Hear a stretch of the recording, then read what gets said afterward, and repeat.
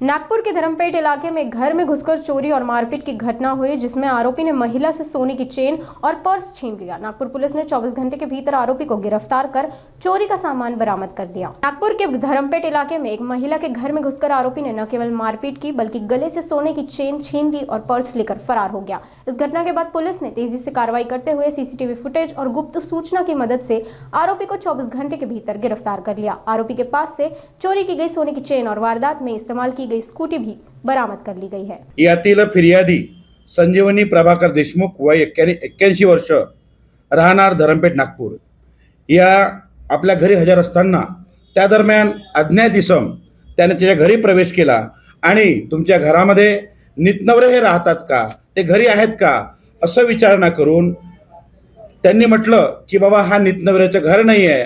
तेव्हा आतमध्ये घुसला आणि त्या म्हाताऱ्या आजीबाईला थांबवून तिला धमकी देऊन तिचा तोंड दाबून तिच्या गळ्यामध्ये असलेलं जवळपास 15 ग्रॅमच्या सोन्याची चेन हिसकावून घेतली आणि तिथून पसार झाला। या फिर्यादीने आमच्याकडे तक्रार दाखल केली घटनेची। त्या संबंधाने पोलीस स्टेशन सीताबर्डी या ठिकाणी अपराध नंबर 61/25 कलम 309(6), 333, 351 भारतीय न्याय संहिता या कलमानुसार गुन्हा दाखल करण्यात आलेला आहे। आरोपीचा शोध हा अज्ञात आरोपी असल्याने आमच्या डीबी पथकाला अत्यंत कष्ट करावं लागलं।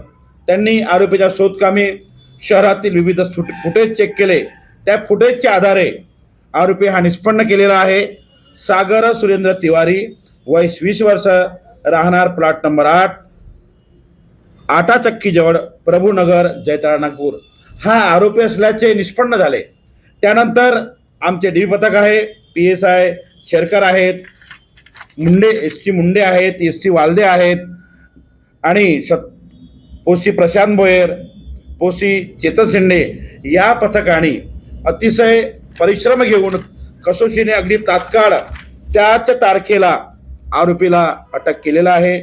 आरोपीकडून गुन्ह्यात चोरी गेलेला मुद्देमाल 6 ग्रॅम दागिने, चेन, 30,000 रुपये हे जप्त केलेले आहे।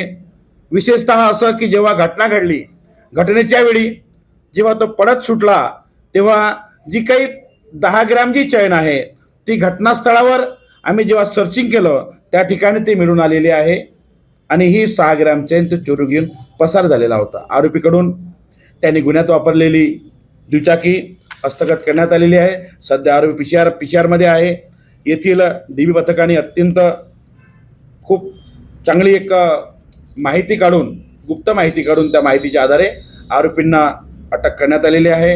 हे कार्य आमच्या परिमंडळ 2चे श्री राहुल मदने सर यांच्या मार्गदर्शनाखाली श्री नंदनवार सर आणि आमच्या शहरातील माननीय पोलीस आयुक्त सिंगल सर यांच्या मार्गदर्शनानुसार हा तपास आम्ही केला आणि यामध्ये असा गंभीर गुन्हा आमच्या पथकाने उघडकीस आणलेला आहे।